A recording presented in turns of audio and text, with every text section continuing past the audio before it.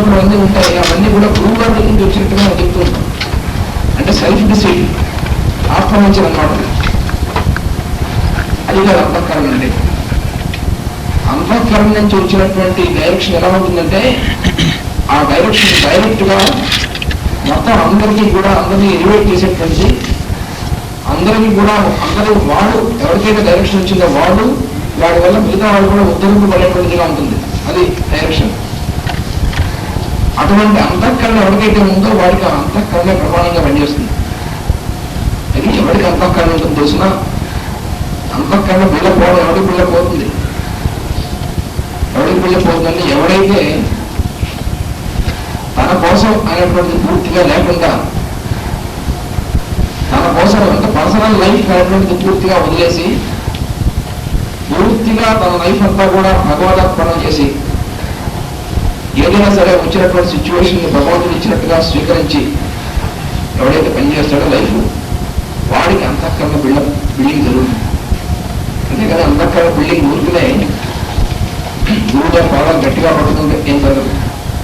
గురువుగారు మొదలుపోయినటువంటి పాదాలు గట్టిగా ఎన్నిసార్లు పట్టుకున్నా అంతఃకరణ బిల్డింగ్ రాదు.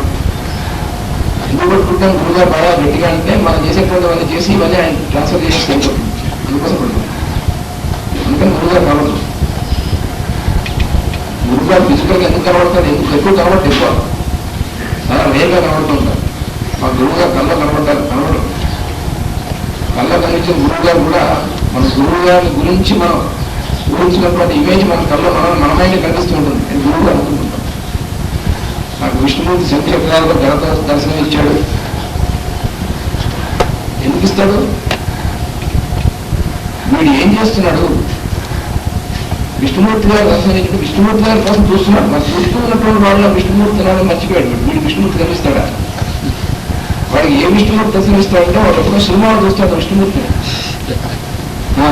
ఈ రెండు చేతులు కాకుండా అక్క చేతులు రెండు ఎక్స్ట్రా పెట్టుకుని శంకరం చెప్పడం బొమ్మలుగా పెట్టుకుని కనిపిస్తూ ఉంటాడు. ఆ విష్ణుమూర్తిగా దర్శనమిస్తాడు వీడు మనలో. అంతే తప్ప అసలు విష్ణుమూర్తి గారు వీడు కనిపించాడు. ఇక్కడ అసలు విష్ణుమూర్తి ఎలా ఉంటాడో అసలు విష్ణుమూర్తి ఎలా ఉంటాడో తెలిస్తే వీడు చుట్టుపక్కల ఉన్నటువంటి వాళ్ళతో వీడి డీలింగ్ ఎలా ఉంటుంది. అందుకని అలాంటి విశ్వాసాన్ని యోగం అని పేరు పెట్టుకుని వేస్తూ ఉంటాం. ఆధ్యాత్మిక జీవితం, ఆధ్యాత్మిక జీవితాన్ని పేరు చెప్పి చేసే పనులు చేసి ఆధ్యాత్మిక జీవితం ఎలా అవుతుంది? అంటే మనం చేయాల్సిన పనులన్నీ మామూలుగా చేస్తూ ఉంటాం. చేయగలిగినటువంటి పనులు నేను సాయంత్రం అప్పటికి ప్రేయర్ చేసుకుని చాలా అయిపోతుంది మొత్తం ఉంటాం. నేను ప్రేయర్ చేసుకుంటానని చెప్పాక మాస్టర్ గారు ప్రేయర్ చేసుకుంటాను. ఉదయం సాయంత్రం దగ్గరగా ప్రేయర్ చేసి మిగతా మధ్యలో మనం చేయాల్సిన పనులని మన అనుకున్న పనులను చేశాడు. మనకి ఇష్టమైన పనులని కూడా వాడికి అంతఃకరణ చెప్పిన బిళ్ళపోదు. ఎందుకంటే గురువు అంతఃకరణ బిల్డప్ చేద్దామని వీడు చేయట్లేదు. ఎగ్జామ్ ఎత్తున బిళ్ళపోతుంది. అందుకని అంతఃకరణ బిల్డింగ్ అనేటువంటి జరగాలంటే అంతఃకరణ మనలో ఏర్పడాలని ప్రయత్నం మనం చేయకూడదు. అది చేస్తుంటే జరగదు. మన ప్రయత్నం అంటే ఏం చేయాలి? గురువు యొక్క అనుగ్రహం మనకి పడాలంటే మనం ఏం చేయాలంటే అసలు ముందు మనం చేయాల్సిన పని ఒకటి ఉంటుంది. అదేమిటంటే మన గురువు మనం కరుణించాలంటే, మనకు ఆయన మనం లీడ్ చేయాలంటే చేస్తున్నాడు అని మనకు తెలియదు. కానీ మన గురువు యొక్క అన్వేషణ, గురువు ఏం చేస్తున్నాడు దానికోసం చూస్తే మాత్రం ఎన్ని జమైనా అవ్వదు. మనం మిగతా చుట్టూ ఉన్నటువంటి వాళ్ళని మన కర్తవ్యం ఏమిటి, ఎంతవరకు మనం వాళ్ళని చూస్తున్నాం, మన దగ్గర పనిచేసేటువంటి వాళ్ళని, మన కింద ఉన్నటువంటి వాళ్ళని ప్రతి చిన్న స్టెప్ నుంచి చూస్తుంటారు. పరమ గురువులు చాలా చికాకైన వాళ్ళు. మాస్టర్ శ్రీ గారు ఉన్నారే మరీ చికాకు ఆయనతో. ఆయన మరీ చిన్న చిన్న విషయాలు కూడా పట్టించుకుంటారు గురువు గారు. అదేమిటో చూసారా? మనం ఒక జీప్ తీసుకుని తీర్థయాత్రకు వెళ్ళామనుకోండి. తీర్థయాత్రకు వెళ్తుంటే మనం వెళ్ళింది మంచి పనిగా. ఈ తీర్థయాత్రకు మనం వెళ్ళామంటే జీపు డ్రైవర్ ఉంటాడు. మనం ఏం చేస్తుంటాం? గుడిలోకి వెళ్ళి చక్కగా మన సేవలన్నీ చేయించుకొని బయటకు వస్తుంటాం. ఈ మధ్యలో జీప్ డ్రైవర్ ఏమయ్యాడు? వాడి గురించి ఆలోచించామా? వాడు తిన్నాడా లేదా? వాడికి చిన్న చిన్న విషయాలే చాలా వాడి గురించి ఏమిటంటే వాడి గురించి పెద్ద పట్టించుకోవాల్సిందే. మనం బ్రహ్మాండానికి కళ్యాణం చేయించాం భగవంతుడు ఆ టెంపుల్లో. ఎందుకు కళ్యాణం చేయిస్తే ఆయన స్వీకరించాడు. ఆయన కళ్యాణం మనం చేయిస్తే ఎవరైనా అవదండి. నిత్య కళ్యాణం అవుతుంటే లోక కళ్యాణమే ఆయన కళ్యాణం. కానీ మనం వారి కళ్యాణం చేస్తూ ఏం చేస్తున్నాం, మిగతా వాళ్ళు కళ్ళం పెట్టేస్తున్నాం. వాళ్ళకి అంతఃకరణ పిల్ల పొందిపోతుంది. గురువులకు అనుగ్రహం ఎందుకు కలుగుతుంది వాడికి? గురువు యొక్క అనుగ్రహం మనకి కలగాలంటే గురువు చాలా ఖచ్చితంగా చూస్తున్నాడు. మాస్టర్ జ్యోతిర్ గారు చెప్పారు ఏమిటంటే, పరమ గురువులు ఏం చేస్తుంటారంటే వాళ్ళ దగ్గర 30 మనందరూ శిష్యులందరూ ఉన్నారు. శిష్యులు పుట్టుకుంటున్నాడు. మీ గురువు గారు మార్గం వీళ్ళందరూ యొక్క ఇవన్నీ వాళ్ళ దగ్గర ఉంటాయి. వాళ్ళు ఏం చేస్తుంటారంటే చూస్తుంటారు, సాయంత్రం వర్క్ రాత్రి వర్క్ అయినా గురువుగా చూస్తారు. అదే వీళ్ళలో ఎవరో దగ్గరికి వెలుగు ఎలా ఉందో మనం చేస్తున్నటువంటి పనులు బట్టి మన గ్లో అనేది కనిపిస్తుంటారంటే స్విచ్ బోర్డు కీబోర్డ్ లాగా ఎలక్ట్రానిక్ కీబోర్డ్ పెట్టి కూర్చుంటారు చూసారా, ఎక్కడెక్కడ ఏం జరుగుతుంది కీబోర్డ్ తెలుస్తూ ఉంటుంది. అట్లా తెలుస్తుంది. దాన్ని బట్టి మనం ఏం చేస్తున్నాం తెలియదు గురువుకి. మనం ఏం చేస్తున్నామో ఎప్పుడు ఏం చేస్తున్నామో తెలుసుకోవాల్సినప్పుడు కూడా మన గురువు కాలే కాదు, గురువు. అందుకని పరమ గురువులు మాస్టర్ సివి గారు అంటే పరమ గురువులతో చాలా ప్రమాదం. ఎందుకంటే వాళ్ళు ఎప్పుడు చూస్తుంటారు అంటే మరి ఇదేమిటండి ఎప్పుడు వాళ్ళ పని లేదా మనం చూస్తూ ఉండడం తప్ప అంటే అది కాదు. మనం ఎప్పుడేం చేస్తున్నామో అక్కడ వాళ్ళ దగ్గర రికార్డ్ అవుతూ ఉంటుంది. ఇన్ని వేల మంది ఉన్నాం కదా, ఇన్ని వేల మంది రికార్డ్ అవుతూ ఉంటుంది. దాంట్లో సందేహం లేదు. అందుకని మనం గురువు దగ్గరికి వెళ్ళి మనం చేస్తుంటే డైలీ రొటీన్ ఆరోగ్యం తెలుస్తుంది అని చెప్పి అయ్యా మేము చాలా ఈ పనులు చేసాం, ఆ మంచి పనులు చేసాం, మనం చేసిన వివరాలు ఎప్పుడు చెప్పాం కదా, మనం మంచి పనులు చెప్తూ ఉంటాం. ఆధ్యాత్మికమైనటువంటి దాంట్లో నిజంగా ముందుకు వెళ్ళాల్సినటువంటి వాడు ఏం చేసుకోవాలంటే డైరీలో వాడు చేసిన మంచి పనులు అది రాసుకోవాల్సింది. మంచి పనులు ప్రతి వాడు రాసుకుంటాడు. ప్రతి సన్యాసం మంచిగా రాసుకోవడం వాడు డైరీలో ఇవాళ లేచాక చాలా మంచి పని చేసాం, వాడు పలానా వాడికి ₹1 దానం ఇచ్చాం అని రాసుకుంటాడు. రాసుకోవడం ఏంటి, వీలుంటే ఫోటోలు వేసుకుని పేపర్లో కూడా వేసుకుంటాం. కానీ డైరీ ఎందుకంటే ఏవైతే మనం పొరపాటు చేస్తున్నామో ఆ పొరపాటు నోట్ చేసుకుని ఆ పొరపాట్లు మళ్ళీ చేసుకోకుండా ఉండాలంటే ఏం స్టెప్స్ తీసుకోవాలి దానికోసం డైరీ. అంతేకాని మనం చేసినటువంటి మహోన్నతమైన కార్యాలు డైరీలో రాసుకోగలరు. ఎలాగో ఉందని మనం చేసింది నిజంగా అవతల పనికొచ్చేటువంటి పని అయితే వాళ్ళకి గుర్తున్నా ఉంటుంది. మనం మళ్ళీ గుర్తు చేయగలే వాళ్ళకి. కానీ మనం గుర్తుంచుకోవాల్సిన ఇంకా మనం ఏం గుర్తుంచుకుంటామంటే అవతల వాళ్ళు మనం చేసినటువంటి పొరపాట్లు ఏమని అవి గుర్తుంచుకుని మనం వాళ్ళు చేసినటువంటి కొంచెం చిన్న పని కూడా అది గుర్తుంచుకుంటూ ఉంటాం. ఇటు నుంచి ఒక రివర్స్ అన్నమాట. వాడి గురువులు కలగడం చెప్పినా కాదు, నువ్వు గురువు కేర్ చేయడం వాడు. అందుకని సద్గురువు మనకు దొరకాలంటే మనలో ఉన్నటువంటి మాయలో పోవాలి. అప్పుడు సద్గురువు దొరుకుతాడు. చాలా మంది అనుకుంటారు ఏమిటంటే ఏ గురువుని పట్టుకున్నా మోసం చేస్తున్నాడు అంటుంటాడు. అంటే వీడు ఇడియట్ అన్నమాట, రోగం అన్నమాట. వీడు మోసం చేసే గురువు వీడు దొరికాడంటే అర్థం ఏంటి, వీడు పెద్ద మోసవాడు అనమాట. అందుకే వాడు ఆ గురువు దొరుకుతాడు. వీళ్ళు ఈ మాయలో పోయేంత వరకు వీడి కర్మపడిగా గురువుగా దొరుకుతాడు. మనకి బిల్డించేటువంటి ప్రభుత్వం ఎందుకుంది, మనం అటువంటి వాళ్ళు కాబట్టి. డైరెక్ట్ ఆన్సర్ అదే. అందుకు దాన్ని అన్నారు నా అవిష్ణు పృథివీ పతి. ఎవరైతే రాజుగా ఉంటాడో వాడేందుకు విష్ణువు కంస పనిచేస్తుంది. అదేమిటండి ప్రజా పీడకుడు అయినటువంటి వాడు, ప్రజలందరినీ హింసిస్తున్నటువంటి వాడు వాళ్ళ విష్ణువు ఉంటాడా అంటే వాళ్ళ విష్ణువే ఉంటాడు.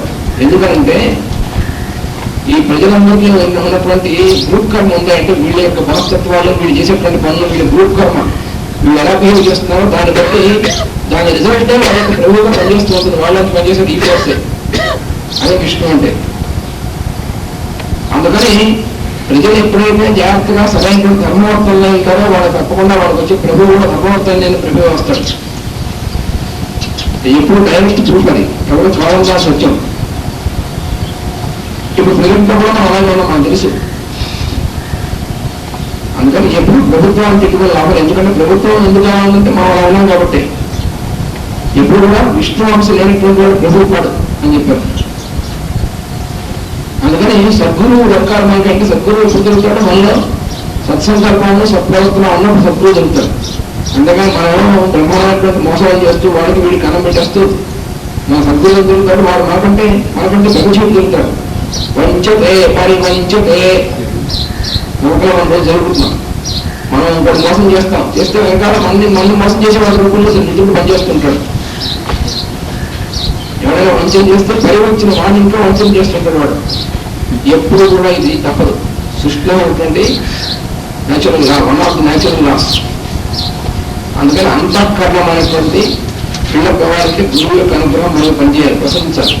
అది ప్రసరించాలంటే గురువు మనని మన యొక్క ఫోన్లో తీసుకోవాలంటే ముందు మనం మినిమం ఇతర జీవరాశులు అంటే మనం ఎలా చూసుకుంటామో అలా వాళ్ళ కోసం ప్రయత్నించాలి. అది ధర్మం చాలా సింపుల్, ధర్మ సూక్ష్మం.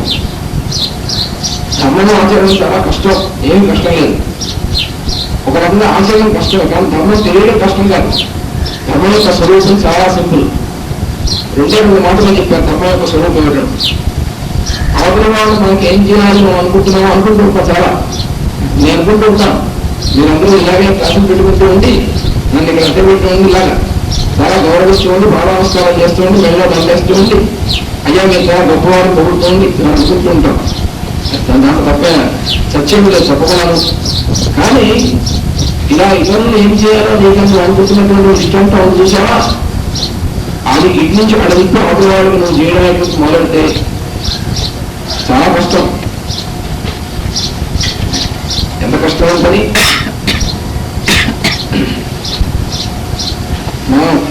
మీరు ఉపన్యాసం ఇవ్వాలి అంటే ఇక్కడ నుంచి ఉత్తమాలు చాలా ఉంటుంది, కానీ ఇంకో ఉపన్యాసం తినండి ఎంత ప్రభావం. ఒక భావం అట్లా మన ఉపన్యాసం టైం ముందుగా తీసుకుంటే ఎంత కోపం వస్తుంది. అందుకని ధర్మసూక్ష్మం అంటే ఎలా ఉంటుందంటే, ధర్మ ప్రవర్తన అంటే ఇతరులు మనకి ఏం చేయాలి మనం అనుకుంటున్నామో దాని ముందు మనం అవతరవాడేందుకు చేయడానికి ప్రయత్నించాలి.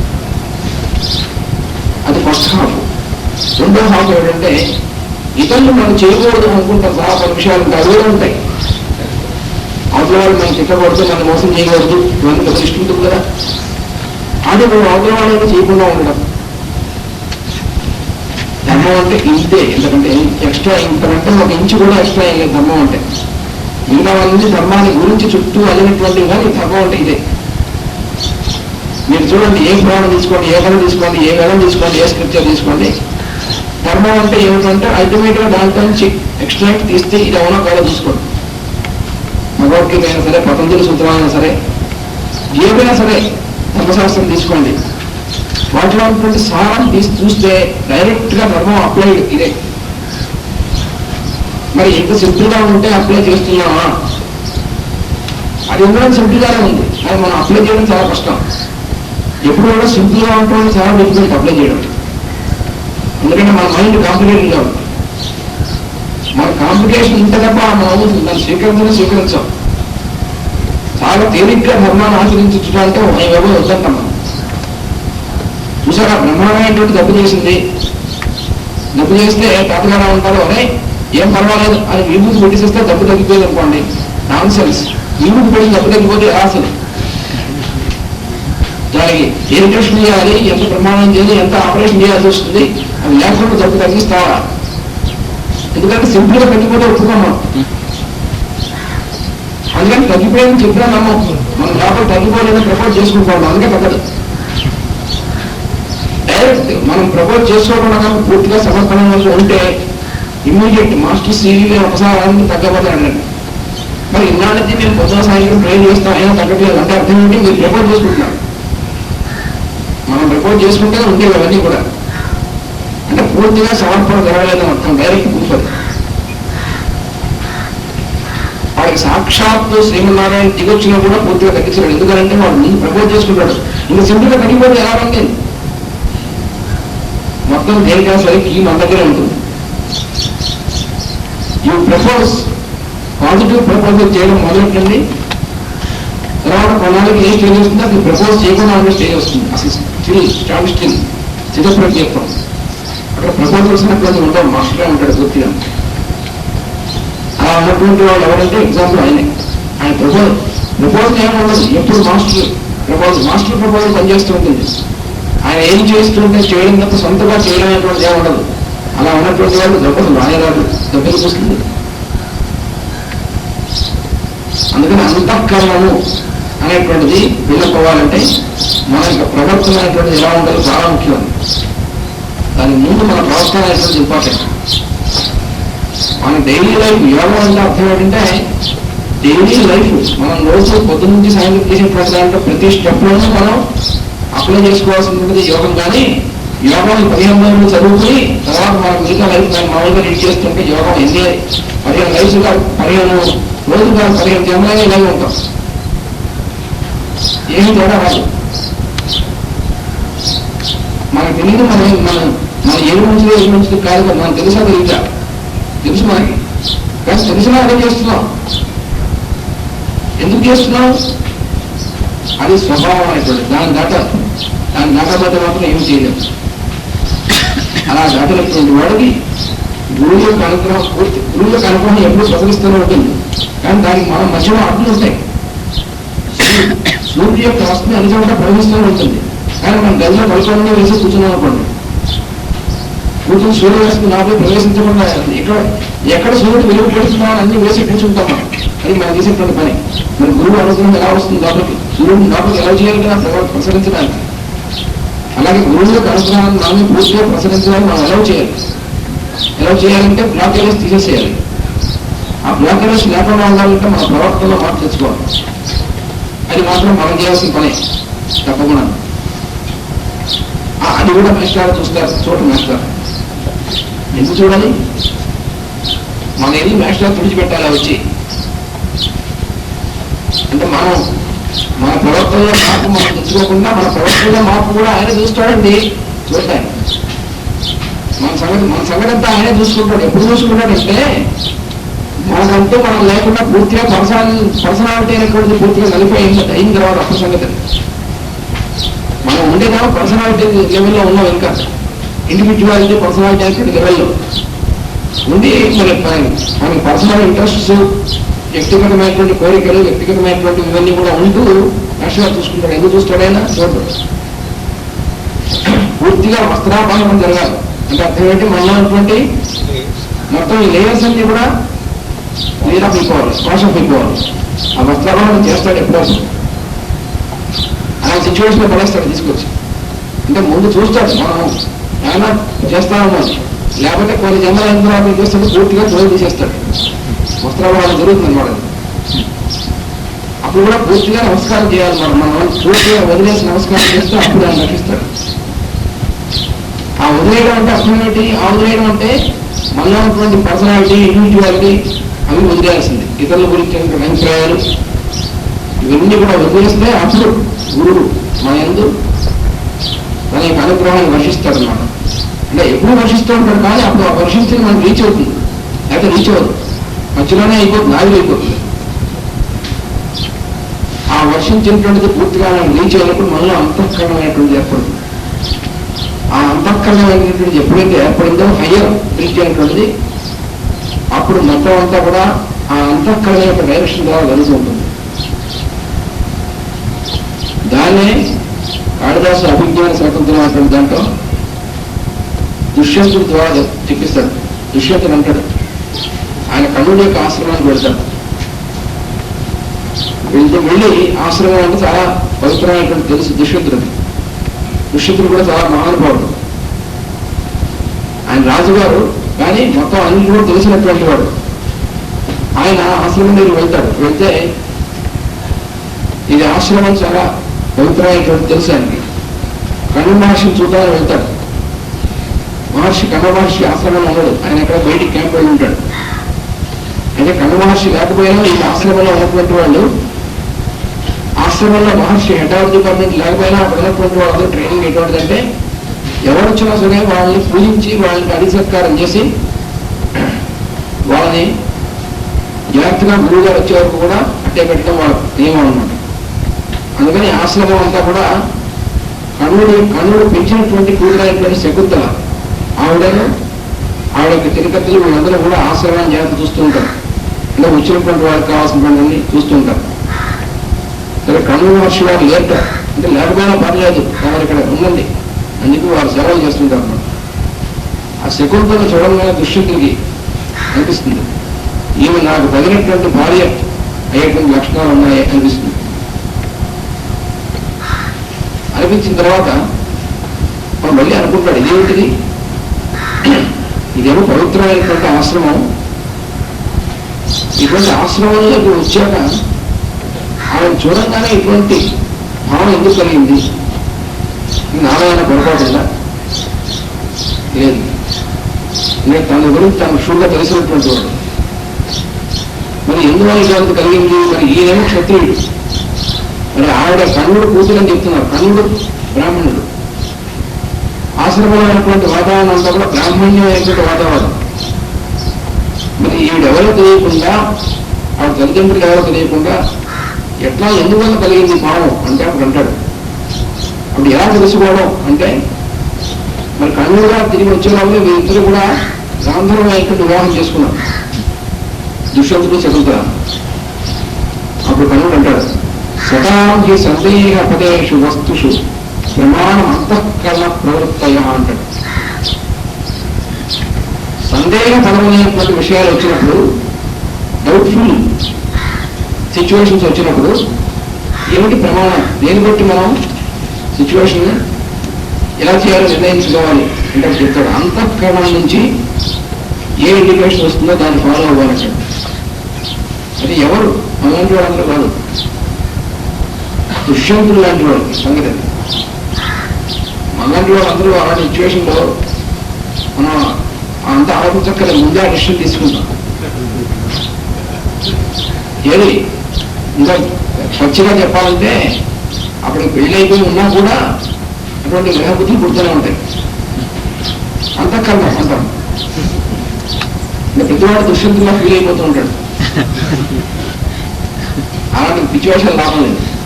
దుష్యంతుడికి విషయం అది అంతఃకరణం పూర్తిగా ఉన్నటువంటి వాడి సంగతి. అంతేకాని లోయర్ మైండ్ అంటే లోయర్ మైండ్ నీచమైనటువంటి మనస్సు ఉంటుంది. లోయర్ మైండ్ పనిచేసేటువంటి కక్షలో ఉన్నటువంటి వాడికి అక్కడక్కడ ఎక్కడైనా అలాంటి భావాలు వస్తూనే ఉంటాయి. వాడు చేసే పనులు అలాగే ఉంటాయి. కానీ దుష్యంతుడి విషయం అక్కడ చెప్పింది. అందుకని అంతఃకరణ ప్రవృత్తి అనేటువంటిది ఏదైతే ఉందో అదే ప్రమాణం. దాని ముందు ఇంకో మాట వేశాడు, సందేహ పరేషు వస్తుషు అంతఃకరణ ప్రవృత్తయ ప్రమాణం అన్నాడు. ఎవరికి సతాంగి అక్కడ ఉంది బి అంత సత్య ప్రవర్తనలు అయినటువంటి వాళ్ళ విషయం అని చెప్పాడు. అంతేగాని మనకు కాదు. సతాంగి సందేహ పరేషు వస్తుషు ప్రమాణ అంతఃకరణ ప్రవృత్తయ అంటున్నాడు. ఈ కాళిదాసు గారికి ముందు తెలుసు. ఎందుకంటే నా పొద్దున కలియుగంలో ఆయన యొక్క నాటకం చదువుకుని ఈ శ్లోకం చదువుకుని దీన్నే గట్టిగా గుర్తుపెట్టుకుని కాళిదాసు గారు కూడా చెప్పారు, నేను పర్వాలేదు నేను ఇలా చేసినాను అని ఆయన కూడా మస తీసుకొస్తామని ముందే చెప్పాడు. సతాంగి మందు వేశాడు. ఆయన కనుక వేయకపోతే షూట్లో ఆపన చేసేవాళ్ళం. ఆయన కనుక వేయకపోతే కాళిదాసు మన సంస్కృతి రాకపోయినా కాళిదాసు గారి స్వాతంత్రంలో ఈ శ్లోకాన్ని మాత్రం చక్కగా నేర్చుకుని మనం చేసే పదార్థాలు చేసి అప్పుడు ఎవరన్నా అడుగుతారు కాళిదాసు గారు చెప్పారండి అని చెప్పేవాడు. కానీ మనకి ఈ మాయలో ఉంటుందని తెలిసే ముందు సతాంగి మాట వేశాడు. ఎవరికి అంతఃకరణ ప్రవృత్తి ప్రమాణం అంటే సత్పురుషుడు సత్ప్రవర్తన కలిగినటువంటి వాడు కానీ చెప్తున్నాడు అబ్బాయి. అసలు సత్ప్రవర్తన కానిటువంటి వాడికి అంతఃకరణ ఉండనే ఉండదు. అందుకని డబుల్ సీల్ వేశాడు. అంతఃకరణ ప్రవృత్తి ప్రమాణం అన్నాడు. అసలు అంతఃకరణ అనకూడదు ఉండదు, ప్రవృత్తి ఎక్కడ ఉంది. కానీ అయినప్పటికీ సీల్ ఒకటి ఎక్స్ట్రా వేశాడు, సతాంగి అని ఒకటి ఎక్స్ట్రా వేశాడు. ఆయన పక్కన డబుల్ సీల్ అనమాట. పొరపాటు కూడా ఎవడు కాళిదాసు తోసేయకుండా. ఎందుకంటే మనం చాలా ఏం చేస్తుంటాం, మనం చేయదలుచుకున్న వాళ్ళని చేసేసి మనం ఎవరి మీద మనని దోసేస్తూ ఉంటాం. కానీ ముందు జాగ్రత్త పడ్డాడు. అందుకని అంతఃకరణ అనేటువంటిది పనిచేస్తూ ఉంటే ఆ అంతఃకరణ గురించి మనకి డైరెక్షన్ ఎప్పుడు వస్తూ ఉంటుంది. అది లోపల నుంచి వచ్చేటువంటి డైరెక్షన్. ఆ అంతఃకరణ అంటే ఏమిటి? గురువు యొక్క కటాక్షం అంతఃకరణ అంటే గురువు దగ్గర డైరెక్షన్ ఎలా వస్తుంది? గురువు కవిని చెప్తూ ఉంటాడంటే అర్థం ఏంటంటే అంతఃకరణ అనేటువంటి పనిచేస్తూ ఉంటుంది. అందుకని ఆ అంతఃకరణ పనిచేయాలంటే మన యొక్క ప్రవర్తన అనేటువంటి మాత్రం ఇతర జీవుల యందు మన ప్రవర్తన రుజువైనటువంటి ప్రవర్తన ఉండాలి. One should not spare himself. మనల్ని మనం స్పేర్ చేసుకోవడానికి ఉండకూడదు ఎక్కడ ఏ పాయింట్లో కూడా, పొరపాట్లు కూడా. అందుకని ఆత్మవత్ సర్వభూతేషు యః పశ్యతి సపశ్యతి. ప్రతి ఒక్క జీవుని కూడా ఆత్మవత్ తనని తాను ఎలా చూసుకుంటాడో ఆ విధంగా చూడగలిగితే వాడు చూపుకున్న నిజమైనటువంటి చూపుకున్నటువంటి వాడు. లేకపోతే వాడు కళ్ళున్న గుడ్డివాడే అని చెప్పాడు. మనం వాళ్ళు విషయం చెప్పేశారు, వాళ్ళు మనమే అనలేం, తప్పుపట్టలేం. ఇలా అంటాడా అంటే అనేసారు వాళ్ళు. మనం ఇప్పుడేం చేస్తాం? అలా ఉండకుండా ఉన్నట్టుగా మనం చూసుకోవాల్సింది అంతే, ఇంకో ఆల్టర్నేట్ లేదు. గుడ్డివాడిగా ఉండదలుచుకున్నావా లేదా అది ఒకటే, కానీ ఆ కళ్ళు ఉన్నా కూడా ఏం లాభం లేదు. అందుకని మనం ఏం చేసుకున్నాం అనుకుంటున్నామో సెల్ఫ్ ఇంపార్టెన్స్, దాన్ని అవతల వాళ్ళ మీద ప్రొజెక్ట్ చేయాలి. మనకు అంటే పర్సనాలిటీ అయినటువంటి పూర్తిగా వదిలేసుకోవాలి. అప్పుడు కానీ ఆధ్యాత్మికమైనటువంటి దానికి తాగలేదు. ఇండివిజువాలిటీ పర్సనాలిటీ అని 2 షెల్స్ ఉంటాయి. అవి కొబ్బరికాయ పెంగు కంటే కూడా గట్టి అయినటువంటివి, చాలా గట్టి షెల్స్ అవి. ఆ షెల్స్ పగిలితే కానీ లోపలటువంటి అసలు ఎస్సెన్స్ తీయనటువంటి నీరు బయటికి రాదు. చూసారు, కొబ్బరికాయ నుంచి తీయమైన నీరు బయటికి రావాలంటే ముందు ఆ టెంక బాగుపడతారు, పైన పెంకు. ఆ పెంకు ఎంత గట్టిగా ఉంటుంది? చాలా గట్టిగా ఉంటుంది. అంతకంటే గట్టిగా ఉంటుంది మనటువంటి పర్సనాలిటీ, ఇండివిజువాలిటీ అనేటువంటి పెంకులు. కొబ్బరికాయలో ఒకటే పెంకు, మళ్ళీ 2 పెంకులు ఉన్నాయి. ఈ 2 పెంకులు పడాలన్నమాట. పడడం కోసమే యోగ సాధన అనేటువంటిది. అది ఎప్పుడు పడుతాయంటే మన ఇతర జీవరాశుల్ని, ఇతర జీవుల్ని, మన చుట్టూ ఉన్నటువంటి వాడిని, మనకంటే తక్కువ బలమైనటువంటి వాడిని, మనకంటే తక్కువ ఐశ్వర్యం ఉన్నటువంటి వాడిని, మనకంటే తక్కువ తెలియజేస్తున్నటువంటి వాడిని, మనకంటే ఎక్కువగా ఎలాగో మనం సేవ చేస్తాం. చేపలు పక్కన ఇంపేస్తాం కాబట్టి మన పై ఆఫీసర్ ఉంటాడు, ఆఫీసర్ కింద మనం లాయల్గా ఉండకపోతే వెంటనే సస్పెన్షన్ ఆర్డర్ ఇస్తాడు. నచ్చినట్టు లాయల్గా ఉంటాం. వాడు ఎందుకు మన ఎప్పుడు ధర్మ ప్రవర్తన ఉంటుంది, మన వర్తన ఉంటుందా? వారి అది కాదు ఉండాల్సింది, అది ఎప్పుడు ఉండేటువంటిది. అలా కాకుండా మనకంటే లోయెస్ట్, చాలా కింద లెవెల్లో ఉంటాడు. వాడు ఎందు కూడా నువ్వు నీ ఆఫీసర్ ఎందు ఎంత జాగ్రత్తగా ఉంటావో ఒళ్ళు దగ్గర పెట్టుకుని అలాగ నువ్వు వాడు ఎందుకు ప్రవర్తించగలిగితే, ఇంకా ఒక యూడీసీ అయినటువంటి వాడు ఎల్డీసీ ఎందు అలా ఉండగలరా? అయితే ఒక ఎగ్జిక్యూటివ్ ఇంజనీర్గా ఉన్నటువంటి ఆయన డిప్యూటీ ఎగ్జిక్యూటివ్ ఇంజనీర్గా అలా చూడగలరా? అంటే ప్రతి లెవెల్లో చూసుకోవాలి. ఈ కొలతబద్దను ఉపయోగించుకోవాల్సిందే ఖచ్చితంగా. టాప్ మనం ఉన్నటువంటి లెవెల్ నుంచి మనకంటే కింద లెవెల్లో ఉన్నటువంటి వాళ్ళు ఏంటో మనం ఎట్లా ఉన్నాం, వాళ్ళలో సర్వాంతర్యాన్ని చూడగలిగితే అప్పుడు అంతఃకరణని మాట్లాడాలి. మనం సర్వాంతర్యాన్ని పైన ఉన్నటువంటి వాళ్ళు బాగా చూస్తాం, కానీ కింద ఉన్నటువంటి వాళ్ళని సర్వాంతర్యాన్ని కనబడితే చాలా కష్టం కనబడతా ఉంటాయి. ఆ సర్వాంతర్యాన్ని దర్శనం అంటే మనం అనుకోవచ్చు వారి ఎందుకు కూడా సర్వాంతర్యాన్ని ఉన్నాడు అని చెప్పుకోవడంతో, కానీ వారి ఎందున్నటువంటి సర్వాంతర్యాన్ని ఆరాధించుట, వారిని సేవించుట మాత్రం చస్తే చేయలేము. అది చేసేటువంటి స్థితికి వచ్చాడంటే అర్థం ఏంటి? వారికి ఇండివిజువాలిటీ అనేటువంటి పెంకు బద్దలైందని అర్థం, పర్సనాలిటీ అయినటువంటి పెంకు బద్దలైందని అర్థం. నేను పర్సనాలిటీ అనేటువంటి పెంకు బద్దలవడంతో మాత్రం ఆ పని చేయలేడు. దేశానికి మొత్తానికి రాజుగా ఉన్నాడు, ఆయన వచ్చి దేశంలో ఎవడో రోడ్డు పోయేటువంటి వాడు ఉంటాడు, వాడికి నమస్కారం చేయగలట? వస్తే చేయలేడు. ఎందుకంటే ఆయన రాజు అనేటువంటి విషయం గుర్తుంటుంది వాడికి. అందుకని పర్సనాలిటీ అనేటువంటి బద్దలవడం తప్ప వాడు తన ఇతర జీవరాశులు తనకంటే తక్కువ ఉన్నటువంటి వాడు ఎందుకు మంచి భావం కలిగినటువంటి వాడు కాలేడు. అందుకని సరస్వతి కనపడం కావాలంటే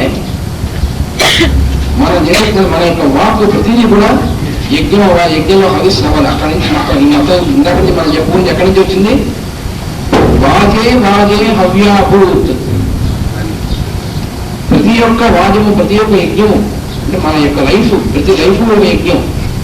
అందులో ఉన్నటువంటి ప్రతి మాట కూడా ఒక యజ్ఞంగా పనిచేయాలి. అందుకని వాగే హవ్యాభూత్. ప్రతి యజ్ఞమునందు హవిస్సుగా అరుగా కనుకే అప్పుడు సరస్వతిని మనం నిజంగా పూర్తిగా ఆరాధించినట్లే. అది కలిగిన తర్వాత వచ్చేటువంటి దేవుడు నెక్స్ట్ మంత్లో చెప్తున్నాడు, దేవీం వాచమజనయంత దేవాః తాం ఈశ్వరరూప వశలో వదంతి సా నో మంత్ర ఇషమూర్జం దుహానా ధేను వాక్ అస్మాన్ ఉపసుష్టుతై. దేవాః అంటే దేవతలు దేవీం వాచమజనయంత దైవీ స్వరూపులైనటువంటి వాక్కుని పుట్టిస్తున్నారు దేవతలు.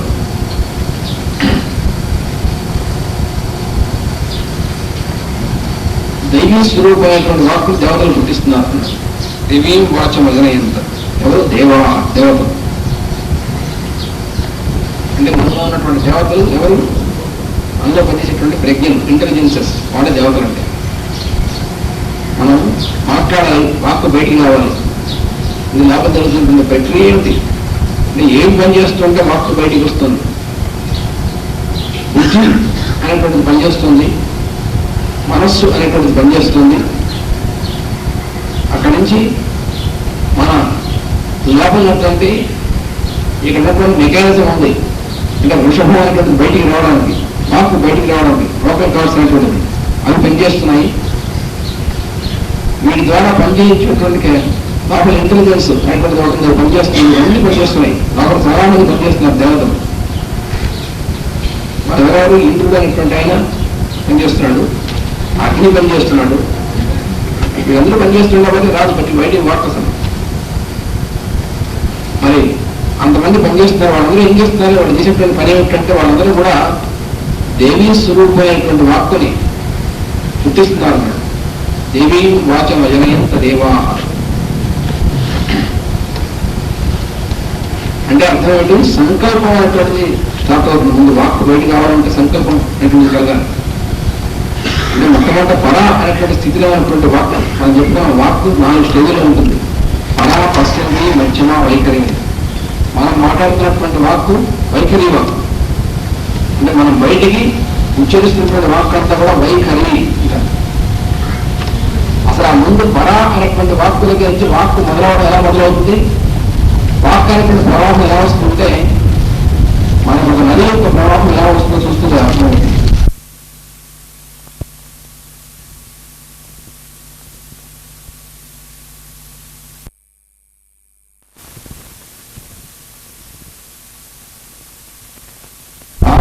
తక్కువ ఉంటుంది. అరే ఇంత చిన్నదిగా ఉంది కూడా పెద్ద నదిగా ఎలా వస్తుంది. అక్కడ నుంచి ఇంకా ముందుకు వెళ్ళాం, గంగోత్రికి వెళ్ళాం అనుకోండి. గంగోత్రికి వెళ్ళి చూస్తే అదేమిటి చిన్న చిన్న పిల్లకాలను పట్టుకుని గంగా నిరంతరమా అనుకుంటాం. ఎక్కడి నుంచో వాళ్ళలోంచి చిన్న జలాస్తూ ఉంటుంది. ఆయన గంగా నిరంటాడు. ఇప్పుడు మనం మోసం చేస్తున్నాడా? గంగానంటే ఈ చిన్న వాళ్ళని చూస్తుంది.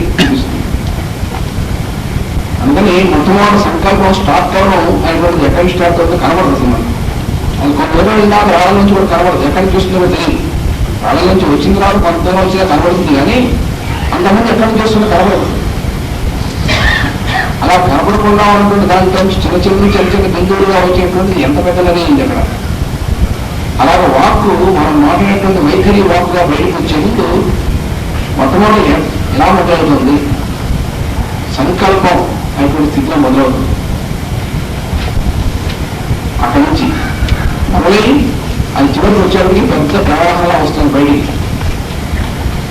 ఆ మొదలైనటువంటిది బయటికి ఈ ప్రవాహంలో వచ్చేటువంటి ప్రయత్నాలంతా కూడా ఆయన ఎవరు చేస్తున్నారంటే దేవతలు చేస్తున్నారు. ఎవరా దేవతలు? మనం చెప్పుకోవడం చాలాసార్లు 32 మంది దేవతలు వాళ్ళ ద్వారా పనిచేస్తుంటారు. ఇక్కడ సృష్టి మొత్తం కూడా సృష్టి యొక్క మొత్తానికి లక్షణం చెప్పు అన్నాడు ఎవరు? సృష్టి యొక్క లక్షణం సంక్షేపంగా చెప్పు. కృషి ఇచ్చారు ఎవరు? మొత్తం క్రియేషన్ గురించి ఒక ఇంటర్వ్యూ చెప్పు చెప్పాడు వేదంలో. 33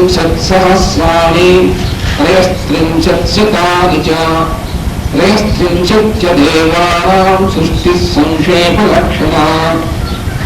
మొత్తం సృష్టి యొక్క లక్షణం ఇదే పొంగడం. సృష్టి ఉందా? సృష్టి అంటే దేనింటున్నావు? ఆ సృష్టి దేంతో ఉందో వాళ్ళు ఎవరు చెప్తున్నారు అన్నాడు.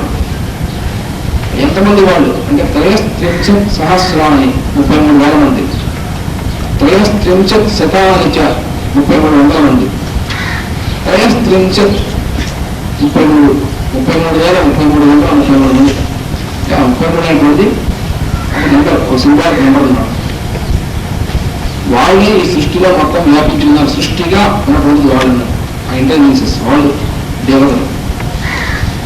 వాళ్ళు 33 దేవతలు అంటే వాళ్ళ ఎవరో ఇంకా చెప్పారు. దుర్గాపతి గారు మొన్న నేను చెప్పాను, మాట్లాడికి చెప్పుకుంటున్నాను. వాళ్ళని చెప్పుకోకుండా మనకి ఎవరో లేదు. ఎందుకంటే ఎవరి చేతనైతే మనం అసలు మన ఎగ్జిస్టెన్స్ ఉందో వాళ్ళ గురించి మనం చెప్పుకోకపోతే అసలు మనం విద్య అయితే చెప్పుకోవడానికి అవకాశం లేదు. మాటిమాడికి చెప్పుకోవాల్సిందే, మాటిమాడికి గుర్తు చేసుకోవాల్సిందే. వారే 8 మంది వసువులు, 11 మంది రుద్రులు, 12 మంది ఆదిత్యులు, 2 అశ్వినులు, 33. ఈ 33 గ్రూప్స్. మరి 33 చెప్తున్నారు, మరి 33,000 అంటే అర్థమైంది. ప్రతి ఒక్క దేవతకి కూడా మళ్ళీ ఆ 33 అనేటువంటి నెంబర్తో మల్టిప్లై అయినటువంటి సోర్సెస్ పనిచేస్తుంటాయి వాళ్ళ కంట్రోల్లో. ఈ 33 కూడా ఎవరు? Supreme officers. సృష్టి మొత్తానికి హైయెస్ట్ సుప్రీం ఆఫీసర్స్ 32 అంటే మొత్తం డిపార్ట్మెంట్ హెడ్స్ అన్నమాట వీళ్ళు.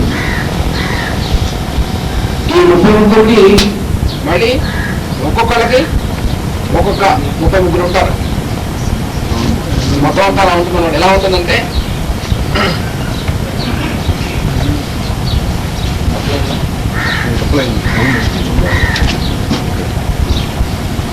మొట్టమొదట 33 మొత్తం హెడ్ ఆఫ్ అసలు అన్ని డిపార్ట్మెంట్స్కి హెడ్స్ వాళ్ళు. మళ్ళీ వాళ్ళలో ప్రతి ఒక్కరికి కూడా మళ్ళీ ఒకటి తీసుకుంటే వాళ్ళ కింద 33, మళ్ళీ వాళ్ళలో ఒకటి తీసుకుంటే వాడికి 33. ఇలా ఈ మొత్తం 33 మల్టిప్లై అయిపోయి ఎంతవరకు మల్టిప్లై అయింది అంటే మొత్తం 33,333 మంది.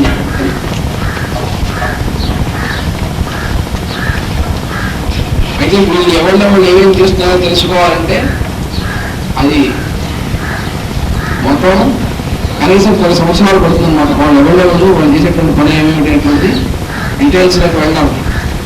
ఆ డీటెయిల్స్ అన్నీ కూడా విష్ణు పురాణము, తర్వాత భవిష్యత్ పురాణము, భాగవతము, ఈ మూడింటిలో ముఖ్యంగా చెప్పబడింది ఈ దేవతలు వాళ్ళ యొక్క వ్యవహారం అంటారు. ఈ గ్రూప్స్ ఎవరెవరు, వాళ్ళు ఎవరి తర్వాత ఎవరు వచ్చారు, ఏమిటి అనేటువంటి మొత్తం అంతా కూడా వాటిలో ఉంటుంది. అందులో విష్ణు పురాణం అన్నిటికంటే ముఖ్యమైనటువంటిది మొత్తం. అందులో విష్ణు పురాణ సంహిత అని అంటారు. వాటిలో ఉంటుంది మొత్తం వ్యవహారం అంతా కూడా. అందుకని వాళ్ళు చేస్తుంటారండి ఈ పనంతా కూడా. వాళ్ళు ఏం చేస్తుంటారు, చాలా పెద్ద మెకానిజం అది. మన చిన్న హైడ్రో ఎలక్ట్రిక్ ప్రాజెక్టుగా మనం ఇంత ఉంటే, ఈ హైడ్రో ఎలక్ట్రిక్ ప్రాజెక్ట్ అంటే కొన్ని కోట్ల ప్రాజెక్టులకు ఇవ్వగలిగేటువంటి శక్తి ఇచ్చేటువంటి మొత్తం సృష్టిలో ఎంత పెద్ద ప్రాజెక్ట్ అది. అందులో ఉంటారు ఇదంతా కూడా. అయితే ఆ సృష్టిలో ఉన్నటువంటి ప్రాజెక్ట్ ఏదైతే ఉందో దాంట్లో మనం మన ప్రాజెక్ట్ లాగా కుంటుపడేటువంటి వ్యవహారం ఉండదు. ఎందుకంటే వాళ్ళ దేవతలు ఇంటెలిజెన్సెస్, వాళ్ళు కుంటుపడితే సృష్టి మొత్తం ఎగిరిపోతుంది. వాళ్ళలో ఏ ఒక్కడైనా సరే ఎప్పుడైనా నేను వర్క్ టు రూల్ అని అనుకోండి, తర్వాత సృష్టి ఉండదు. ఈ పంచభూతాలు ఉన్నాయనుకోండి, అందులో ఏదో ఒకటి నేను ఇన్నాళ్ళ నుంచి పనిచేస్తున్నాను, ఇది కోట్ల సంవత్సరాల నుంచి, కాబట్టి నాకు కొంత రెస్ట్ కావాలి, అయితే కొంత ఇంక్రిమెంట్ ఇవ్వండి, అలా ఉండదు వాళ్ళు. ఆ లెవెల్లో ఉన్నటువంటి వాళ్ళు ఇంటెలిజెన్సెస్ అవరు. అందుకని వీళ్ళ దేవతల గురించి, దేవతలైతే మనం చాలా నమ్మకంతో ఉండాలి. ఎందుకంటే మనం కూడా ఆ క్వాలిటీస్ నేర్చుకోవాలి. దేవతలు ఆరాధించడం అంటే అర్థం ఏంటంటే కేవలం రోజు మొత్తం మీద పొద్దున 1 గంట సేపు ఎటువంటి దేవతార్చన ఎదురుకుండా కూర్చొని గంట వాయిన్ చేస్తే అయిపోయింది స్థితిలో దేవతార్చన అంటే అది కూడా దేవతార్చనమే. అయితే దేవతార్చన అంటే అది కాదంటే అది మానేసి దేవతార్చన కాదు, అది కూడా కాదు. ఎందుకంటే మనం చాలా తెలియజేవాడు, మనకి తెలియజేయడం చాలా ఉండవలసిన కంటే ఎక్కువ ఉంటాయి. అది దేవతార్చన కాదు, అది మాత్రమే దేవతార్చన కాదంటే అయితే అది దేవతార్చన కాదు, ఎత్తేయడం. లేదా ఇటు నుంచి ఆ ఎక్స్ట్రీమ్ దేవతార్చన అంటే అదే. ఇంకా పొద్దున కూడా అలా చేసి సరిపోతుంది. ఇలా చెప్పారే, పొద్దున 6 గంటకి సాయంత్రం 6 గంటకి ప్రేయర్ చేస్తే అయిపోయింది, ఫినిష్. యద్రాత్రి కురుతే పాపం తద్రాత్రి ఇది ముచ్చతే, ఇదన్నా కురుతే పాపం తదన్నా ప్రతి ముచ్చతే, అయిపోయింది, ఫినిష్. అంటే పొద్దు నుంచి సాయంత్రం దాకా చేసిన పాపాలన్నీ సాయంత్రం సంధ్యావందనం చేయగానే ఫస్ట్ అయిపోయి, సాయంత్రం నుంచి మళ్ళీ పొద్దున్న చేసేటువంటి పాపాలని కూడా పొద్దున సంధ్యావందనం చేసేప్పుడు అయిపోతాయి. ఎప్పటికప్పుడు పొద్దున అయిపోతుంటే పాపాలని మన ఇష్టం వచ్చి చేయొచ్చుగా మనం.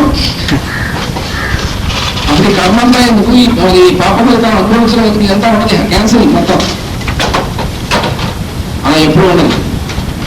మరి ఆ శ్లోకం ఎందుకు చెప్పుకుంటున్నామా అని మొత్తం ఆ శ్లోకం. ఆ శ్లోకంలో జరిగేటువంటి ఏమిటంటే, మనం రోజు పొద్దు నుంచి సాయంత్రం దాకా చేసేటువంటి పాపాలు చేసేటువంటి బుద్ధి ఏదైతే ఉందో మళ్ళీ మాయరోగం, ఆ మాయరోగం పోవడం కోసం ఆ పని చేయాలి.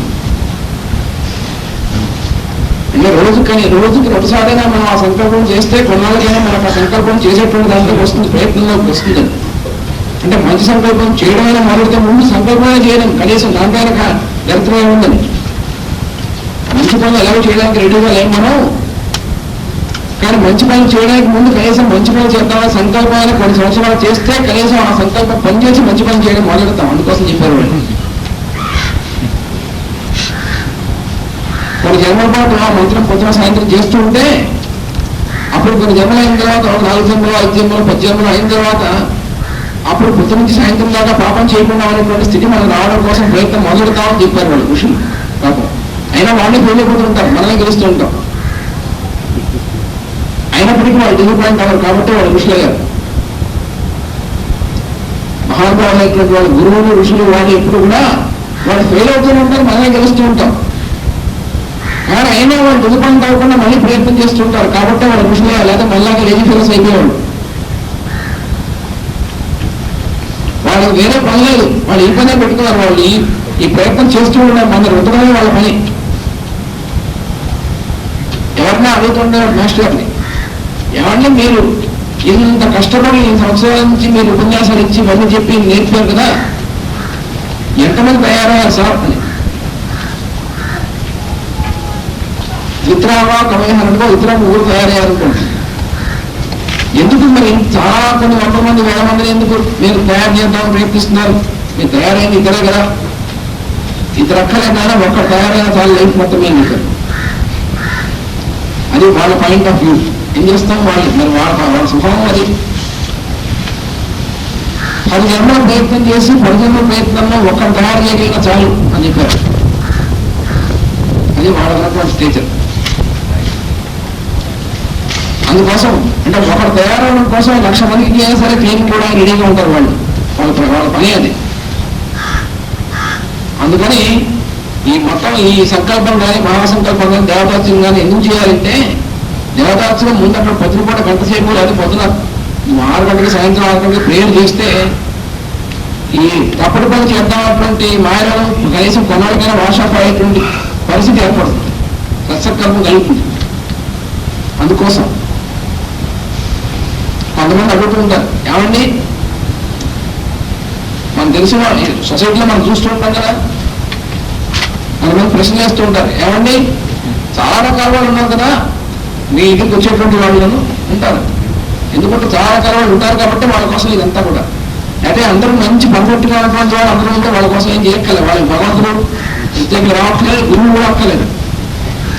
వారు సర్వసత్ సంఘ పరిచయాలు వారికి ఇచ్చముక్తమైనటువంటి స్థితికి వచ్చారంటే వాళ్ళు వచ్చినటువంటి వాళ్ళ గురువుకి ఇంకా వాళ్ళు ఎవరో సమయం ఏమక్కర్లేదు, వాళ్ళ ఆస్తిగానే ఉంటారు ఎప్పుడు కూడా, వాళ్ళ కోసం అక్కర్లేదు. ఎందుకు ఈ మొత్తం దుకాణం అంతా కూడా అంటే ఎవరైతే ఆ లోయెస్ట్ తింటూ ఉన్నారో వాళ్ళ కోసం ఇదంతా కూడా అక్కడి నుంచి రావడం కోసం ప్రయత్నం అనమాట.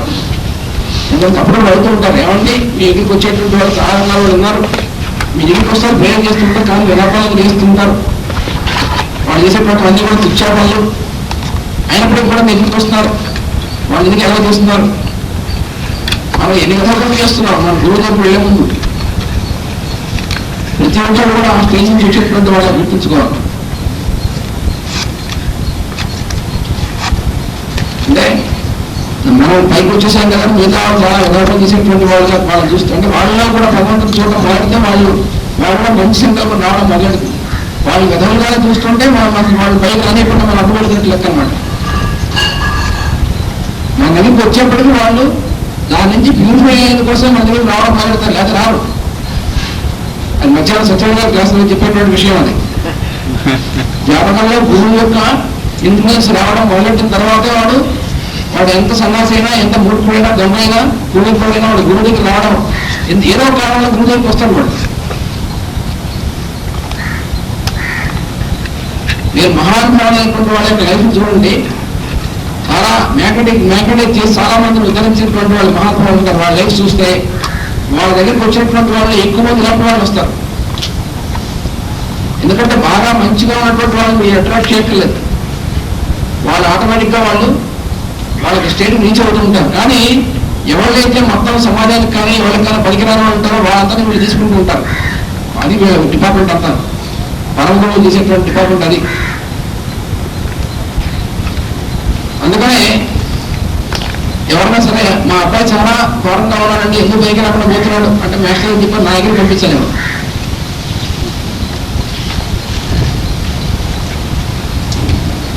ఇప్పుడు సమయం వచ్చిన కాబట్టి చెప్తున్నాను, ఎవరైతే మాస్టర్ ప్రణాళికలో ముఖ్యంగా పనిచేస్తున్నటువంటి వాళ్ళు ఉన్నారో ఇప్పుడు ఆయన ఇచ్చినటువంటిది, వాళ్ళందరూ కూడా చిన్నప్పుడు వాళ్ళ తల్లిదండ్రులు వాళ్ళకి వీళ్ళందరూ పైకి రారని వదిలేసినటువంటి వాళ్ళు.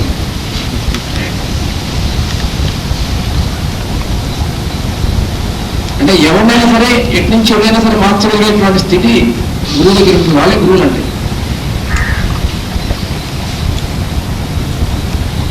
వాడు చాలా ఘోరమైన పని చేస్తున్నట్టు అర్థమైతే వాడు ఆ పని మంచిది కావాలని తెలిసే స్థితికి ఇంకా రాలేదు. మనం తెలియాలంటే ఏం చేయాలి, మనం చేయాలి మన ప్రవర్తనతో. మనం అంటే యువత నుంచి మనం వాడిని మ్యాగ్నెటైజ్ చేయాలి. కానీ వాడు మన దగ్గరికి వస్తే మనం అపవిత్రుడు అయిపోతాం అంటే వాడు ఇంకేం చేస్తాడు అనుకోండి. అందుకని దేవతలైనటువంటి వాడు నిరంతరం ఎందుకు పనిచేస్తుంటారంటే ఎప్పుడు సృష్టిలో ఉన్నటువంటి ప్రతి జీవుని కూడా యువజీవిలో ముందుకు తీసుకెళ్ళేటువంటి ప్రయత్నం వాళ్ళు చేస్తూ ఉంటారు. వాళ్ళకి విసుగు విరామం ఉండదు దేవతలు. అందుకని దేవీం వాచం అజనయంత దేవాహ, దేవి అయినటువంటి వాక్కుని పుట్టిస్తుంటారు దేవతలు ఎప్పుడు కూడా. దేవీ స్వరూపుడు అయినటువంటి ప్యూరిఫైడ్ స్పీచ్ అయినటువంటి ఏదైతే ఉందో దాన్ని సంకల్పాల ద్వారా పుట్టిస్తూ ఉంటారు. అందుకనే సంకల్పాలు అటువంటిది ఎప్పుడు కూడా దుష్ట సంకల్పాలు కూడా కొన్నాళ్ళు ప్యూరిఫై అవుతూ ఉంటాయి. చాలా పవర్ఫుల్ గా పనిచేస్తుంటుంది. అది మనకు తెలియకుండానే పనిచేస్తుంటాయి. మన ప్యూరిఫై చేసేటువంటివి. నిజంగా మన ప్యూరిఫైయింగ్ ఫ్యాక్టర్స్ దేవతలు పనిచేయకపోతే సృష్టి పాడి బ్లాస్ట్ అయిపోయి ఉండేది మళ్ళీ వాళ్ళు చెప్పి. ఎందుకంటే ఎటువంటి ఘోరమైన సంకల్పాలు చేస్తూ ఉంటాం మనం. ప్రతివాడు కూడా మనకు ఉన్నటువంటి శత్రువులు నాశనం అయిపోవాలి సంకల్పం చేస్తుంటాం లేదా. అలా ప్రతివాడిని నాశనం అయిపోవాలండి, వాడికి అందరూ నాశనం అయిపోయి ఉండేవాడు. అమెరికా వారు ఎడమాను తయారు చేశారట, రష్యా వారు ఎడమాను తయారు చేశారు. అయినప్పటికీ కూడా మనం నిర్భయంగా ఎందుకున్నామంటే వారు తయారు చేసిన కానీ వేసుకోవడం ఎప్పుడు వేసుకోరు. ఎందుకంటే లింక్ ఎక్కడ పెట్టారంటే మీరు వేస్తే వారు పోతారు, వారు వేస్తే మీరు పోతారు. అది లింక్ పెట్టారు. మనం కూడా పోతామని భయంతో వేయట్లేదు ఇంకోటి అంటే ఎప్పుడో వేసి ఉండేవాడు. వారు అక్కడి నుంచి ఒక ఎడ్డమాను వేద్దామని అక్కడి నుంచి బయలుదేరగానే మీకు తెలుస్తుంది. అక్కడి నుంచి వారు బయలుదేరారండి, మీరు కూడా ఇక్కడి నుంచి పంపిస్తారు, మీరు కూడా పోతారు అన్నమాట. అందుకని ఎంత భయంకరమైనటువంటి శక్తులు పనిచేస్తున్నా కూడా అంత భయంకరమైన శక్తులు కూడా ఎటువంటి పవర్ లేకుండా పోతూ ఉంటాయి ఈ సత్పురుషులైనటువంటి వాళ్ళకి సంకల్పం వల్ల. కాబట్టే మనం ఇంకా నిలబడి ఉన్నాం ఇలాగ. అందుకని చాలా మంది అనుకుంటుంటారు ఏమిటో డార్క్ ఏజ్లో ఉన్నాం మనం, చాలా భయంకరమైన పరిస్థితుల్లో. ఎందుకంటే చాలా దుష్టత్వం ఎక్కువైపోయింది. ఏమీ ఎక్కువైపోదు, దుష్టత్వం ఎంత ఎక్కువైనా ఇటు పక్క బ్యాలెన్స్ చేస్తుంటారు వీళ్ళు. ఆ పని దుష్టత్వం ఎక్కువ పవర్ఫుల్లా లేదా మంచి ఎక్కువ పవర్ఫుల్లా, పాజిటివ్ ఫోర్స్ ఎక్కువ పవర్ఫుల్లా, నెగిటివ్ ఫోర్స్ ఎక్కువ పవర్ఫుల్లా అనేటువంటి దానికి ఒక బెస్ట్ ఎగ్జాంపుల్ ఏమిటంటే చాలా బ్యాడ్ హ్యాబిట్స్ ఉన్నటువంటి వాడు ఉంటాడు. వాడు తీసుకోండి అంటే వాడికి అన్ని అలవాట్లు ఉన్నాయి. వాడికి రోజు పొద్దున్న లేస్తే ఆయన రాత్రి దాకా వాడు వేరే స్టేట్లో ఉంటూ ఉంటాడు. తిరగడమే తింటుంటాడు, తాగడమే తాగుతుంటాడు, చేయకూడదు కూడా చేస్తుంటాడు. అలాంటి వాడిని పట్టుకోండి. ఇంకోటి చాలా మంచి భక్తుడైనటువంటి వాడు లేకపోతే ఏదో పరమ గురువు యొక్క శిష్యుడైనటువంటి వాడు అంటాడు, వాడిని పట్టుకోండి.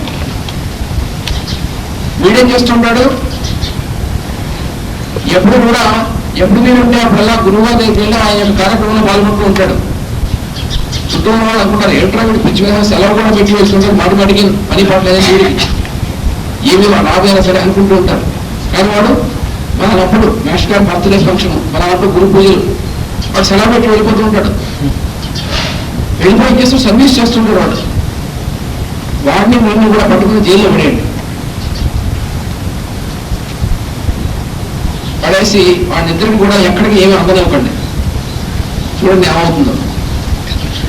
వీడికి రోజు పొద్దున్న లేవగానే మొహం కూడా కడుక్కోకుండా ఇలా తప్ప మూత తీసి ఇలా తాగేటువంటి అలవాటు ఉంటుంది మొట్టమొదటి వాడికి.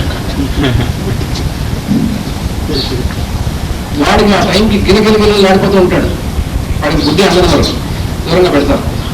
జైల్లో పెట్టారు కదా వీడి కంట్రోల్ ఉండదు, మొత్తం అంతా కంట్రోల్ ఉండదు.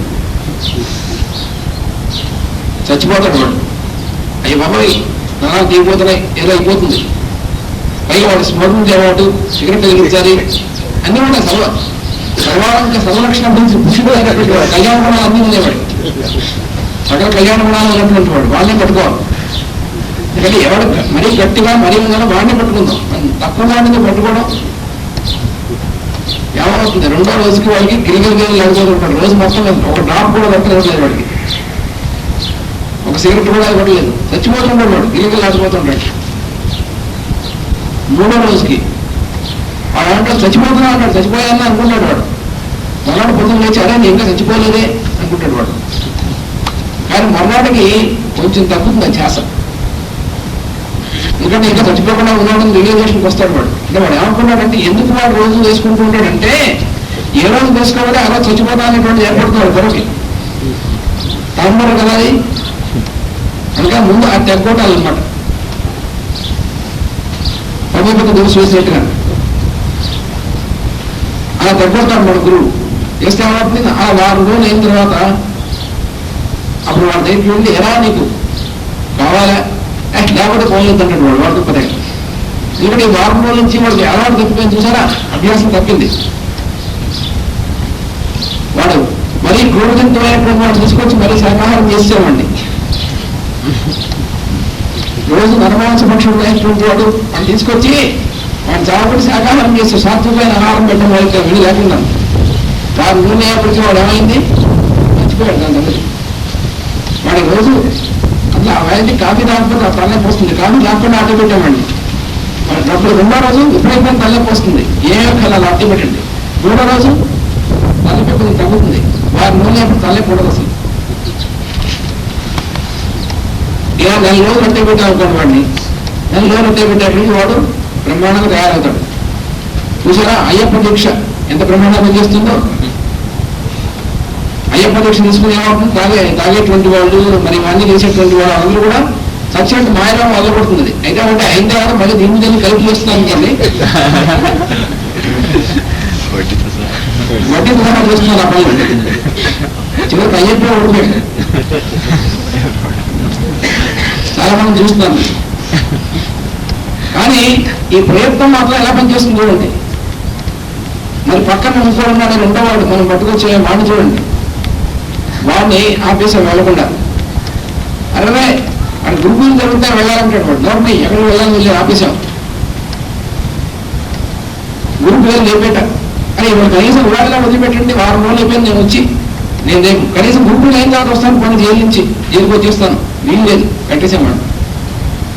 వాడికి ఏమవుతుంది, టైం గడుస్తున్న కొద్దీ వీడికి మైండ్ దాని మీదకి ఇంకా ఎక్కువ ఇంకా ఇంటెన్సిఫై అవుతున్నప్పుడు తగ్గిపోతుందండి. అంటే సత్సాంగత్యానికి దుస్సాంగత్యానికి వరకు తేడా చూడండి. ఏది మోస్ట్ పవర్ఫుల్ మనం వ్యక్తిని అర్థం చేసుకుంటాం. ఎవడంటే ప్రపంచంలో చెడంతా ఎక్కువైపోయింది, చెడు ఎక్కువైపోలేదు, ఏమవదు. చాలా డార్క్ ఏజ్లో ఉన్నాం, ఏమవదు. ఏది పవర్ఫుల్ ఇదే ఎగ్జాంపుల్. ఎందుకంటే వేరే ఎగ్జాంపుల్ అక్కర్లేదు. వాడు 4 రోజులు అయినప్పటికీ కూడా వాడి చివరికి ఏ స్థితిలో ఉంటాడంటే మామూలుగా ఉన్నప్పుడైతే మిగతా ఉద్యోగం మిగతా పనులు చూసుకుంటూ ఆ గ్రూప్ చేసినప్పుడు లేదా ఫంక్షన్స్ అప్పుడు వెళ్తుంటాడు. అప్పుడు ఆలోచిస్తూ ఉంటాడు. ఇప్పుడు ఇంకేం పని లేదు కాబట్టి ఇంకా 20 గంటల ఆచార్య గురువు గారు చేసిన ఉంటాడు. వాడు 20 గంటలు భాగవతం గుర్తు చేసుకోవడమో లేదా ఆచార్యలో ఉంటాడు తప్ప మామూలు చేసి మర్చిపోతాడు. వాడికి అన్నం పెట్టకపోయినా మర్చిపోతాడు వాడు. అంటే ఏది స్ట్రాంగ్. అందుకని సత్సాంగత్యము సత్సంకల్పం అటువంటి చాలా పవర్ఫుల్. కాబట్టి ఎంత లోయెస్ట్ స్టేజ్కి వెళ్ళిపోయినటువంటి వాడు అసలు గురువు ఉద్ధరించగలుగుతున్నాడు. మాస్టర్ గారు చిన్న ఉదాహరణ ఉంది చెప్పాను. మొదట్లో వచ్చిన 2 రోజు అందరూ వెళ్ళలేదు. గుంటూరు తెలిసిన తోట మాస్టర్కి చెప్పేసి షావుకు మా చిన్నప్పుడు ఇక్కడ చెప్పు అందులో ఇవ్వడం. మళ్ళీ ఇంకో ఉదాహరణ ఇస్తున్నాను. ఎందుకంటే ఇవాళ ఉంటే ఇప్పుడే మీరు క్లాస్ అని చెప్పకుండా గ్యాస్ కొడుతున్నారు అనుకోకూడదు. ఏదైతే డైలీ లైఫ్ లో అవసరమో అది ఇంపార్టెంట్. ఎగ్జాంపుల్స్ అని ఇవే తీసుకోవాలి. ఎందుకంటే మన ఎగ్జాంపుల్స్ ఇవి. గుంటూరులో షావుకారు గారు నామాలు పెట్టుకుంటేవాడు వైష్ణవ్. మాస్టర్ గారి దగ్గర నామాలు పెట్టించుకున్నాడు. మంచివాడు. నామం పెట్టండి బాగా అలవాటు. తనకుందో ఇతరులకు. సరే ఆయన గారు అలవాటు ఏంటి, ప్రతి శనివారం మధ్యాహ్నం గల్లా పెట్టేసి సర్దేస్తాడు. సాయంత్రం 5-4 ఆయన ఏదో టైం పెట్టుకున్నాడు. గల్లాపేట సర్దేసి సాయంత్రం తెనాలి బండి ఎక్కుతాడు. బస్సు ఎక్కి తెనాలి బస్సు ఎక్కి తెనాల్లో రైలు ఎక్కుతాడు. అప్పుడు గుంటూరు రైలు లేదు సర్కారు తిరుపతి. అసలు మెడ్రాస్ వైపు ట్రైన్ లేదు గుంటూరు. తెనాలి వెళ్ళి తొందరగా హడావుడిగా తిరుపతి వెళ్తాడు. ఆదివారం అంతా మార్నింగ్ ఆదివారం నాడు సుప్రభాత సమయానికి స్వామివారి దర్శనం చేయాలి. ఆయన నియమం అది. ఇట్లా ఎన్నాళ్ళండి, ఆయనకి 20-25 ఏళ్ళ వయసు వచ్చినప్పటి నుంచి కూడా 40 ఏళ్ళు 50 ఏళ్ళు చేస్తూనే ఉన్నాడు. ఈ నియమం ఆయన పెట్టుకుని మేస్కా దగ్గర కాదు. తర్వాత అప్పుడప్పుడు మేస్కా దగ్గరికి వస్తూ ఉండేవాడు భక్తులు. అది ఇట్లా 40 ఏళ్ళు వెళ్ళాడు ఆయన. ప్రతి శనివారం వెళ్ళడం, ఆదివారం స్వామివారి దగ్గర ఉంటాం, ఆదివారం సాయంత్రం మళ్ళా బయలుదేరటం, తెనాలి చేసి గుంటూరు తెనాలి సోమవారంకు మళ్ళా వ్యాపారాన్ని చేసి గల్లా పెట్టి వచ్చేస్తాం. నిరాటంకంగా జరిగింది 30-40 ఏళ్ళు బాగానే ఉంది. తర్వాత కొడుకులు పెద్దవాళ్ళు ఉన్నారు, వాళ్ళ మేనేజ్మెంట్ వచ్చింది. కదిలితే చంపేస్తా ఉన్నారు. డబ్బులు దండగా ప్రతి ఆదివారం నువ్వు ఛార్జీలు పెట్టుకుని పోయేస్తే ఈ డబ్బులు ఎవడు కడతాడు? 4 వారాల నెలకు ఇదంతా దండగ మరి అవ్వరు, నీ వల్ల మాకు నష్టం వస్తుంది. నోరు మూసుకుపోయాడు. తిరుపతి దగ్గర తిరగలేదు. గిలగిలాడాడు, నచ్చ చెప్పాడు, బతికినాడాడు. వెదవలారని నేను సంపాదించి పెట్టే కదా, మీరు ఇప్పుడు నేను సంపాదించిన డబ్బులు నాకే దండ కట్టారా? నేను సంపాదించిన డబ్బులు నేను దేవుడి కోసం చూడటానికి నా సంతోషం కోసం వెళ్ళే అవకాశం కూడా నాకు లేదా అనేదో చెప్పాడు. ఆన్ సెన్స్, నువ్వు సంపాదించింది మా కోసమే, మాకు మేమే ఇప్పుడు దీని యొక్క కస్టోడియన్స్, మేమే దీని ఓనర్స్, నీవు కూడా ఏం సంబంధం లేదు. నువ్వు నోరు చూసుకొని ఎంత దేనికి ఖర్చు పెట్టుబడి దానికే పెట్టారు. కూర్చో ఏం చేస్తాడు. గురువుగారి దగ్గర వచ్చి చెప్పాడు, అయ్యా ఆచార్య ఇట్లా ఉందయ్యా నా పరిస్థితి. చాలా పెద్దవాడు. నేను కొడుకుని ఏమనవాకు, తెట్టవాకు, తగాదు, దేని గమ్మునట్టుండు, నీకెందుకు అట్లా ఎందుకు వచ్చిందో స్వామివారు కల్పించారు. అట్లే ఉండు నాయన. పతంజలి రాజయోగం అప్లై అయింది. కూర్చున్నాడు శనివారం సాయంత్రం. ఆయన ఎప్పుడైతే తెనాలి పోయిన సమయం వచ్చిందో అప్పటి నుంచి వెళ్తూనే ఉన్నాడు. ఏది ప్రయాణం మనస్సులో. బస్సు ఎక్కినట్టే పోతున్నట్టే, అయ్యో పోలేకపోతే అనుకుంటూ పోతున్నాడు మనస్సు. పోయినాడు. మర్నాడు సుప్రభాతంలో వెంకటేశ్వరం దర్శనం చేసుకున్నట్టు నిద్ర పట్ల ఇక ఎప్పుడు నా స్వామి కనపడతాడా, ఎప్పుడు నా స్వామిని చూద్దామని కూర్చున్నాడు. ఆ వేళపాటికి స్వామి కనపడుతూనే ఉన్నాడు మనసు. అక్కడ తిరుపతిలో ఆయన ఉండే అలవాటు లేదు. ఉంటే కాసేపు భజన చేసుకోవడం, స్వామి దగ్గర సన్నిధిలో అవన్నీ చేస్తూనే ఉన్నాడు మానసికంగా. ఆ గుడి బయట ఆవరణలో కూర్చొని కాసేపు స్వామి గురించి సంకీర్తన చేసుకుని బయలుదేరి వచ్చేవాడు. వస్తూనే ఉన్నాడు. ఇవన్నీ చేసి ఇంటికి వచ్చాడు. లేదు మనసుతో తిరుపతి పోయి వస్తూనే ఉన్నాడు. ప్రతి శనివారం ఇట్లా ప్రయాణం సాగిపోతూనే ఉన్నాడు. కనుక మంచి అలవాటు మారటం అనేది జరగదు. ఇంకా దృఢపడుతుంది. ఫిజికల్గా పోయింది దానికంటే మెంటల్గా విపరీతంగా పోయినాడు. ఫిజికల్గా పోతున్నప్పుడు బుద్ధువులు మనం స్వామివారిని తలుచుకోం. మధ్య మధ్యలో అవాకులు చవాకులు కూడా మాట్లాడతాం. తిరుపతి బస్సు ఎక్కి తిరుపతి ఎక్కి మాట్లాడడం, హాటకేశ్వరం పోతూ మాట్లాడలేదు. దేవుని దేవాలని. ఎందుకంటే పెద్దలు ఉండబట్టి ఏదో వాళ్ళ సాన్నిధ్యంలో ఎవరు మాస్టర్ గారు కాపాడుతూ ఉన్నారు. మంచి అందుకనే మంచి ఎంగేజ్మెంట్ ఉండాలి. ఎప్పుడు గ్రూప్ వెళ్ళాలన్నారు కూడా. కొంతమంది వెళ్తే మంచి ఎంగేజ్మెంట్, లేదా అవాకులు చవాకులు మాట్లాడచ్చు. మెంటల్గా పోవటం వల్ల ఎప్పుడు వెంకటేశ్వర దర్శనం ఉన్నాడు. ఇక్కడి నుంచే చూస్తున్నాడు. అసలు అప్పుడెప్పుడు ఆ సమయాన్ని చూడటం కాదు, మెంటల్గా వెళ్ళాలనుకున్నప్పటి నుంచి తిరిగి వచ్చినాక వెంకటేశ్వర దర్శనం చేస్తూనే ఉన్నాడు ఆయన. అది గుడ్ హ్యాబిట్ యొక్క మహిమ, అది ప్రభావం.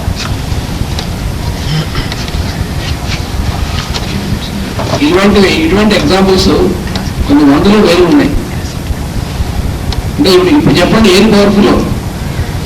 ఎప్పుడు కూడా సత్యం, సత్ప్రవర్తన అనేటువంటిది, సత్సంకల్పం అనేటువంటిది, పాజిటివ్ ఫోర్స్ అనేటువంటిది ఎప్పుడు కూడా మోస్ట్ పవర్ఫుల్. కాబట్టి ఎప్పుడు కావాలంటే పలుకుతుంది. అందుకని దేవతలు ఏం చేస్తుంటారు? సంకల్పాలు కలిగిస్తూ ఉంటారు. వాళ్ళు సంకల్పాలు అనేటువంటివి దేవీం వాచి మగనైన దేవ, దానికోసం మనం చెప్పుకున్నాం. అంతా కూడా దేవతలు దైవీ అయినటువంటి వాక్కుని వాళ్ళు కల్పిస్తూ ఉంటారు, సృష్టిస్తూ ఉంటారు అన్నమాట. అవి మన సంకల్పాలు అనేటువంటి రూపంలో మనలో జనరేట్ అవుతూ ఉంటాయి. మనకు తెలియకుండా మనకు తెలిసిన దానికంటే తెలియకుండానే ఎక్కువ వస్తుంటాయి అవన్నీ. అవన్నీ కూడా ఎవరి వల్ల వస్తున్నాయంటే వాళ్ళ యొక్క ఇన్ఫ్లుయెన్స్ వల్ల వస్తుంటాయి. వాళ్ళు బ్యాక్గ్రౌండ్ కాన్షియస్నెస్లో పనిచేస్తుంటారు, మన తెలియనటువంటి శక్తులుగా పనిచేస్తుంటారు మనలో. కాబట్టి మనల్ని కాపాడుతూ ఉంటారు. మనం కాపాడుతూ ఉంటే ఇంతకంటే ఏం కాపాడాలి? మంది చాలా తమాషాగా ఉంటుంది మొత్తం అంతా కూడా. అసలు పరమ గురువులు ఎప్పుడు కూడా మనకి ఇటువంటి సబ్జెక్ట్స్ ఎలా ఉంటుందో ఎగ్జాంపుల్స్ తెలియాలంటే మనం మామూలుగా చూస్తే కనబడదు. ఒక మంచి గురువు గారు ఎవరో చూసి ఆయన దగ్గరికి వెళ్ళి కూర్చోవాలి, అబ్జర్వ్ చేయాలి ఆయన్ని. ఈ దగ్గరికి ఎవరెవరు వస్తున్నారు చాలా మంది అంటూ ఉంటారు, ఏమిటండి పుట్టపర్తి బాబా గారికి చాలా మంది వెళ్తూ ఉంటారు, చాలా దొంగలు అందరూ బ్లాక్ మనీ వాళ్ళందరూ వెళ్తూ ఉంటారు అంటూ ఉంటారు. బ్లాక్ మనీ వాళ్ళు ఎక్కడికి వెళ్తారు? అట్లాంటి చోటుకే వెళ్తారు. వెంకటేశ్వర హుండీలో ₹1,00,000 మూట కట్టి వేస్తుంటాడు ఎవడో. చాలాసార్లు పెద్ద ఆశ్చర్యం కాదు. వాడు ఎవడో 10 లక్షలు మూట కట్టి వేసేట ఒకసారి. వాడు వెంకటేశ్వరకే వేస్తాడు. అలాంటి వాడిని లాగుతాడు వెంకటేశ్వర పేరు పట్టుకుని. వాళ్ళ దగ్గరికి అందరూ దొంగవాసాలు అందరూ వెళ్తూ ఉంటారండి. ఎందుకు రాని వాళ్ళని? వాళ్ళు దొంగవాసాలు కాబట్టి రాని వాళ్ళు. అదే ఆన్సర్. చూడు అక్కడికి వెళ్ళింది బాబా గారిని అడిగాడు, ఏమంటే మీ దగ్గరికి ఇలాంటి వాడు వస్తున్నారు, మీరు నన్ను చుట్టానికి వచ్చారా వాళ్ళని చుట్టానికి వచ్చారా అన్నాడు. బాబా గారు ఒకటే చెప్పాడు, ఏమంటే మీ దగ్గరికి చాలా మంది బ్లాక్ మనీ వాళ్ళు దొంగవాసాలు అందరూ వస్తున్నారు, ఎందుకు మీరు రాణిస్తారు ఇలాంటి వాళ్ళందరినీ? మీరు చాలా ఆధ్యాత్మికమైన వాళ్ళని రాని వాళ్ళు. కానీ అంటే వరే మీరందరూ వస్తున్నారు తెలిసిందని చూస్తున్నావు కదా అని బాగానే ఉంది. మనం నువ్వు వచ్చింది నన్ను చూడడానికే వీళ్ళని చూడడానికే అన్నాడు. మనం ఎవరిని చూస్తున్నాం వెళ్ళి. అందుకని ఎక్కడెక్కడైతే ఈ మొత్తం అంతే మరి అటువంటి సెంటర్స్ మ్యాగ్నెటిక్ సెంటర్స్ ఉంటాయో వాళ్ళందరూ కూడా పరమ గురువులు వీళ్ళందరినీ ఎందుకు అట్రాక్ట్ చేస్తూ ఉంటారంటే దాంట్లో పెద్ద రహస్యం ఉంది. వీళ్ళని వాళ్ళు అట్రాక్ట్ చేయకుండా వదిలిపెడితే వీళ్ళు ప్రపంచాన్ని తినేస్తారు.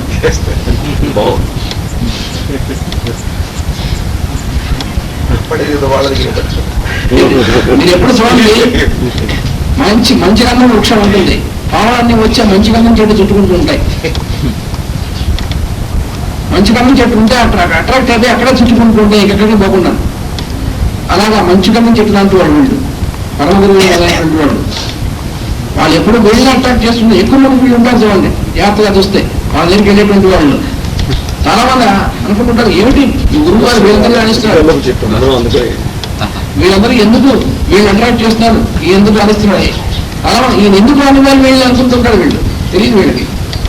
వాడు కనుక వీళ్ళ దగ్గర రాకపోతే ప్రపంచాన్ని మింగేస్తాడు వాడు. అందుకని గురువు గారి దగ్గరికి వచ్చేటువంటి వాళ్ళలో ఎంత వరస్ట్ ఫెలో ఉన్నాడో అంత వరస్ట్ ఫెలో ఆయన దగ్గరికి ఎందుకు రావాలంటే వాడు బయట ఉంటే మరీ ప్రమాదం కాబట్టి ఆయన దగ్గరికి రావాలి వాడు. ఎందుకంటే కొన్నాళ్ళు నాడు వాళ్ళలో ఉన్నటువంటి ఆ వరస్ట్ తీసుకువస్తాడు ఆయన. అది ఆయన తెలుసు ఆయనకి ఎలా తీసేయాలి. అంటే మీరు అందరూ ఆయన ఎలా కుదురుతారో తెలుసు వాడికి, పరమ గురువుకి. ఎక్కడో ఒక లింక్ పెడతాడు, ఆ లింక్ లో టక్కన అయిపోతుంది ఒక దెబ్బతో. అప్పుడు దాకా మాత్రం ఈ పని చేస్తున్నాడు అనుకుంటాడు మన స్ట్రాంగ్ పర్వాలేదు.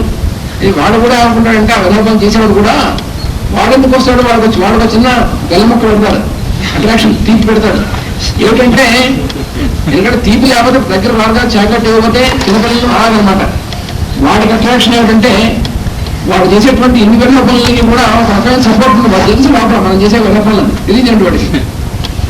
ప్రతి వాడికి కూడా వాడు చేసే మంచి పని వెళ్ళ పని తెలియదు తెలుసు వాడికి.